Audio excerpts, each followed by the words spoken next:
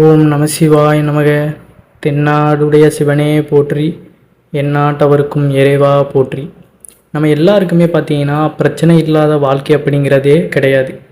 ஏதாவது ஒரு சந்தர்ப்ப சூழ்நிலையில் நமக்கு பிரச்சனையானது தொடர்ந்து வந்து கொண்டே தான் இருக்கும். பிரச்சனையே வாழ்க்கையாக இருப்பவர்களும் பலர் இருக்கத்தான் செய்கிறார்கள். பிரச்சனைகள் வருவதும் போவதும் சர்வசாதாரண ஒரு விஷயந்தான். வந்த பிரச்சனை போன பிறகு வேறு பிரச்சனை வந்தால் கூட நம்மளால் அதை சமாளித்து விட முடியும். ஆனால் இப்போ இருக்கின்ற பிரச்சனையில் இருந்து கொண்டு இருக்கும் பொழுதே அதை சமாளிக்க நம்ம வழி தேடி கொண்டு இருக்கும் பொழுதே அடுத்து ஒரு சங்கடம் ஆட்டோமேட்டிக்காக திடீர்னு வந்துருச்சுன்னா நம்ம அதில் கவனம் செலுத்துவதா இதில் கவனம் செலுத்துவதான்னு ரொம்ப குழம்பி போய் ஒரு மனவேதனையில் உள்ளாகி விடுவோம். இப்படி சங்கடத்துக்கு மேலே சங்கடமாக நமக்கு பிரச்சனைகள் அதிகப்படியாக உருவாகும் பொழுது நிம்மதியாகவே இருக்க முடியாத ஒரு சூழ்நிலை நமக்கு உண்டாகிவிடும். இப்படி பிரச்சனைக்கு மேல் பிரச்சனைகள் வந்து கொண்டே இருக்கிறது. அதிலும் குறிப்பாக கடன் பிரச்சனையால் நிம்மதி இழந்து வாழ்கிறோம் என்னும் பட்சத்தில் நாம் செய்ய வேண்டிய ஒரு பரிகாரத்தை தான் இன்றைய பதிவில் நம்ம தெரிந்து கொள்ள போகிறோம். இது மிகவும் பார்த்தீங்கன்னா நம்ம மனதிற்கும் ஒரு மகிழ்ச்சியை கொடுக்கும். நமக்கு வருகின்ற பிரச்சனையிலிருந்தும் இந்த ஒரு பரிகாரம் நம்மளை பெரிய அளவில் காக்கும் அப்படிங்கிறதான். ஒவ்வொருடைய வாழ்க்கையிலும் ஏற்படக்கூடிய ஒவ்வொரு விதமான பிரச்சனைகளுக்கு நம்மளுடைய அந்த கர்ம வினைகள் தான் காரணமாக இருக்கின்றது. எப்பேற்பட்ட கர்ம வினையாக இருந்தாலுமே அந்த கர்ம வினையை நீக்குவதற்கு நம்ம சில வழிமுறைகளை பின்பற்ற வேண்டும். அந்த வழிமுறைகளை நம்ம பின்பற்றும் பொழுது நம்முடைய கர்ம வினைகள் நீங்குவதோடு நம் வாழ்க்கையில் இருக்கக்கூடிய பிரச்சனைகளுமே குறையும் என்று ஆன்மீகத்தில் குறிப்பிடப்பட்டுள்ளது. அத்தகைய விதிமுறைகள் என்ன, அது என்ன விஷயம் அப்படிங்கிறது தான் இந்த பதிவில் தெரிந்து கொள்ள போகிறோம். இந்த பதிவை தொடர்ந்து பாருங்கள். அதிக கஷ்டமுள்ளவர்கள் இதை முயற்சி செய்து பாருங்கள். கட்டாயம் ஒரு நல்ல பலன் கிடைக்கும். இதை நீங்கள் செய்யும் பொழுதே பார்த்தீங்கன்னா உங்களுக்கு மனதிற்குள்ளேயே ஒரு நல்ல ஒரு ஆனந்தமும் ஏற்படும். ரொம்ப ஒரு பெரிய விஷயம்லாம் கிடையாது. ஒரு உயிருக்கு உணவளிப்பது தான். உயிர்னு பார்த்தீங்கன்னா நீர்நிலையில் இருக்கிற மீன்களுக்கு அதுதான் நம்ம தெரிந்து கொள்ள போகிறோம். இதை நீங்கள் செய்தாலே போதும், உங்களுடைய கர்மவினைகள் அப்படிங்கிறது குறைந்து உங்களுக்கு எப்பேற்பட்ட கஷ்டங்கள் இப்போ நிகழ்ந்து கொண்டு இருந்தாலுமே அது படிப்படியாக குறைந்து விடும் அப்படிங்கிறதான். நம்பிக்கையோடு இதை செய்யுங்க, நல்லதே நடக்கும் அப்படிங்கிறது விரிவாக பார்க்கலாம். அப்படி நம்மளுடைய கர்ம வினைகள் தீர வேண்டும் என்று நினைப்பவர்கள் ஏதாவது ஒரு பொருளை கஷ்டப்படுபவர்களுக்கு தானமாக தர வேண்டும் என்று கூறுவார்கள். தங்களால் இயன்ற தானத்தை பிறருக்கோ அல்லது பிற உயிர்களுக்கோ நம்ம செய்யும் பொழுது அதன் பலன் நம்முடைய கர்ம வினைகளை குறைக்கும் அப்படிங்கிறது. அதிலும் குறிப்பாக உணவை நாம் தானம் தரும் பொழுது தான் அது பல நன்மைகளை நமக்கு ஏற்படுத்தும். அந்த வகையில் இந்த பரிகாரத்தை நம்ம செய்தால் நம்முடைய கர்ம வினைகள் தீர்வதோடு நம்மளை பாடாய் படித்து கொண்டு இருக்கும் அந்த கடன் பிரச்சனை பார்த்திங்கன்னா அந்த கடனை கட்ட முடியாமல் பார்த்திங்கன்னா பல வழிகளில் நம்ம கஷ்டப்பட்டு கொண்டு இருப்போம். கடன் வாங்கக்கூடாது தான், வாங்காமல் வாழ்கிறது தான் மிக சிறப்பு. ஆனாலும் சில குறிப்பிட்ட சந்தர்ப்ப சூழ்நிலைகளில் ஒரு மனிதன் கண்டிப்பாக கடன் வாங்குகின்ற அந்த நிலைமை ஏற்படும்.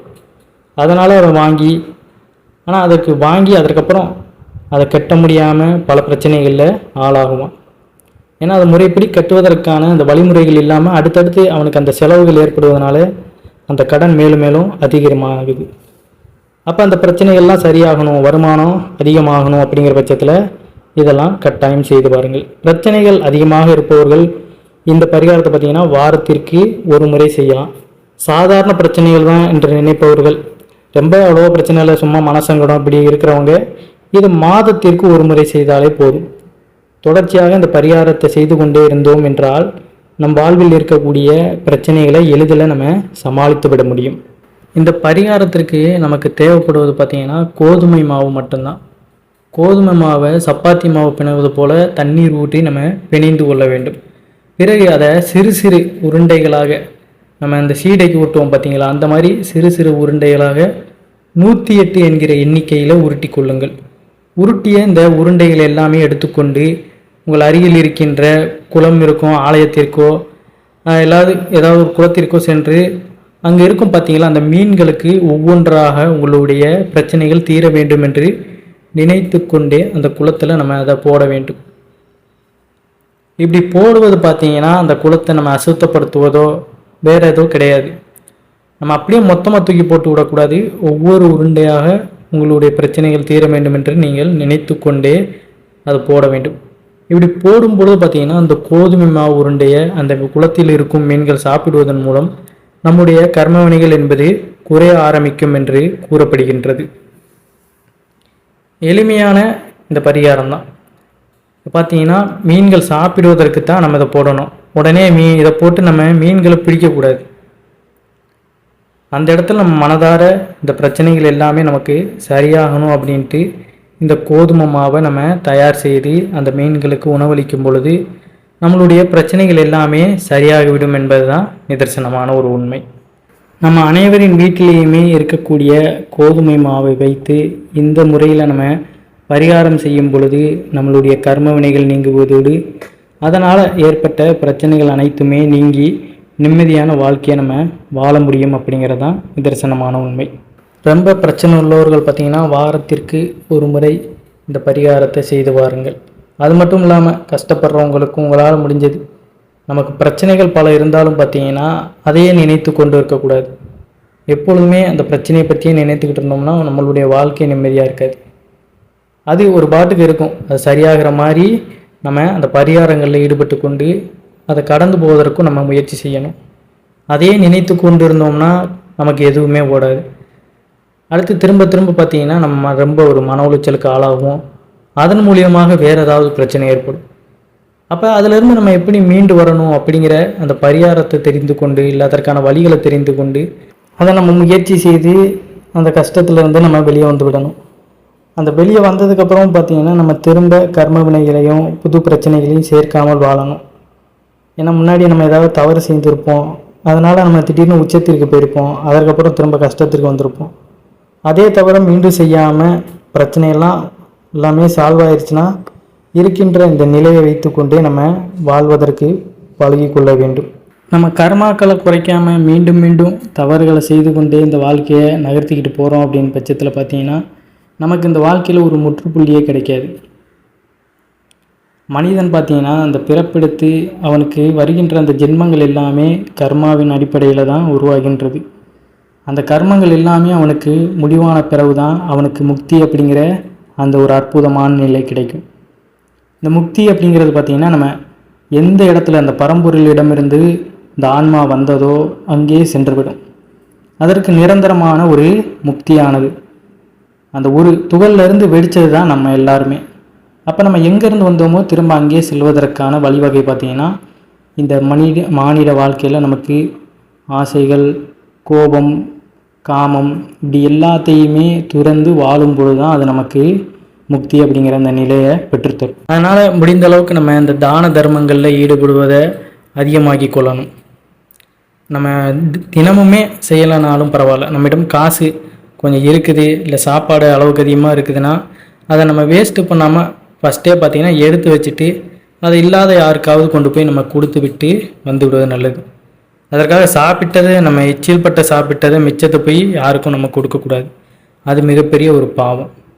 முதலையே நம்ம எடுத்து வைத்து விடணும். இவ்வளோதான் நமக்கு சாப்பிட அளவு தெரியுமில்ல, அதை நம்ம எடுத்து வைத்து விட்டு மற்றவர்களுக்கு நம்ம கொடுத்து விடுவது தான் மிகவும் நல்லது. சாப்பிட மாட்டாமலும் சாப்பிட்டு பார்த்திங்கன்னா நம்ம வயிற்றுக்குள்ளே திணிக்கக்கூடாது. நமக்குன்னு எவ்வளோ லிமிட் இருக்கோ அதை நம்ம சாப்பிட்டு அந்த மன நிறைவோடு நம்ம இருக்கும் பொழுது தான் நம்மளுடைய வாழ்க்கையுமே சிறப்பாக இருக்கும். இந்த மாதிரி உயிர்களுக்குமே உணவளிங்க. மீன்களுக்கு இந்த சொன்ன மாதிரி பரிகாரத்தை செய்து பாருங்கள். உங்களுடைய பிரச்சனைகள் படிப்படியாக குறைந்து வரும் அப்படிங்கிறதுல எந்த ஒரு சந்தேகமும் கிடையாது. அதே போல் காகத்திற்குமே உணவளிங்க. நாய், பூனை இப்படி எல்லா ஜீவராசிகளுக்குமே நம்ம உணவளிப்பது மிகுந்த பலனை கொடுக்கக்கூடியதாக இருக்கும். மனிதர்களுக்கு, விலங்குகளுக்கு நம்ம செய்கின்ற அந்த உணவின் மூலமாக வருகின்ற பலன்தான் நமக்கு நிலையாக இருக்கும். நம்ம எந்த ஒரு பொருளையும் ஆபரணங்களையும் எதை கொடுத்தாலுமே அதில் நமக்கு ஒன்றும் வரப்போவது கிடையாது. அவ்வளோ பெரிய கொடைவள்ளல் கர்ணன் நம்ம எல்லாருக்குமே தெரிந்திருக்கும். அவர் பார்த்தீங்கன்னா தன்னிடம் உள்ள எல்லாத்தையுமே யார் கேட்டாலுமே கொடுத்துருவார். ஆனால் அவர் கடைசி வரைய இந்த அன்னதானம் அப்படிங்கிறத மட்டும் அவர் கொடுக்கவே இல்லை. இதனால் என்ன ஆயிடும்னா அவருக்கு சொர்க்கத்தில் அங்கே சென்றாலுமே அந்த பசி மட்டும் அவருக்கு அடங்கவே இல்லை. எவ்வளோ உணவுகளை சாப்பிட்டாலுமே அவருக்கு அந்த பசியானது மட்டும் அடங்கவே இல்லை. காரணம் என்னென்னா அவர் செய்த தானங்களில் முக்கியமான இந்த அன்னதானத்தை மட்டும் செய்யாமலே விட்டுட்டார். செல்வங்கள் எல்லாமே அவர்கிட்ட வளமாக அந்த இடத்துல அவர் செய்த அந்த தானங்கள் எல்லாமே இருந்தாலும் அன்னதானம் அவர் செய்யாதனால பார்த்தீங்கன்னா அவருக்கு பசி மட்டும் அடங்கவே இல்லை. அவரும் இறைவன்கிட்ட மன்றாடுறாரு, எனக்கு மட்டும் ஏன் இவ்வளோ பெரிய, நான் அனைவருக்குமே எல்லாத்தையுமே கொடுத்து வழங்கியவன் தானே, எல்லா உதவியும் செய்தேன், இருந்தாலும் என்னை ஏன் இப்படி போட்டு எனக்கு இந்த ஒரு கொடுமையை கொடுத்துருக்கீங்கன்னு அவர் சொன்னார். நீ அன்னதானம், அதாவது பிற உயிர்களுக்கு உணவளிக்காதனால இந்த ஒரு சூழ்நிலைக்கு தள்ளப்பட்டிருக்கிற கர்ணா அப்படின்னு இறைவனும் அவர்கிட்ட சொல்கிறார்.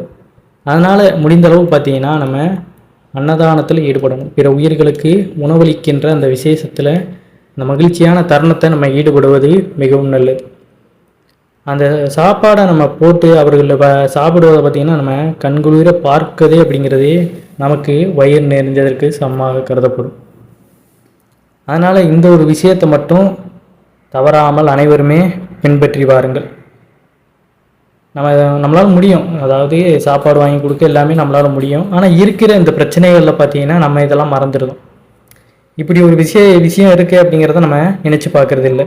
நம்ம வேஸ்ட்டாக கூட செலவு பண்ணுவோம். ஆனால் இந்த மாதிரி ஒருத்தங்களுக்கு உதவி பண்ணணும் அப்படிங்கிற அந்த எண்ணம் நம்மளுடைய காசு அப்படிங்கிறதுனால வராது. இந்த உடலே நம்மளது கிடையாது.